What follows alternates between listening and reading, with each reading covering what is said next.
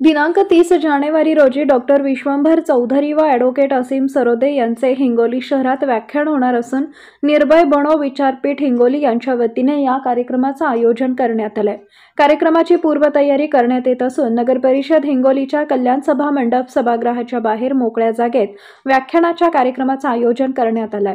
पर्यावरण तज्ञ डॉक्टर विश्वंभर चौधरी हे देशातील राजकीय सामाजिक घडामोडीवर सडेतोड विचार आपल्या प्रभावी भाषेत मांडत असतात। सायंकाळी 6 वाजता होणाऱ्या या कार्यक्रमाकरिता कार्यक्रम स्थळावरील व्यवस्थेची पाहणी निर्भय बनो विचारपीठ हिंगोली यांच्या वतीने करण्यात आली असून या व्याख्यानाचा हिंगोली जिल्ह्यातील नागरिकांनी लाभ घ्यावा असे आवाहन संयोजकांकडून करण्यात आले आहे। हिंगोली जिल्हा प्रतिनिधी चंद्रकांत वैद्य, शिवशाही न्यूज, हिंगोली।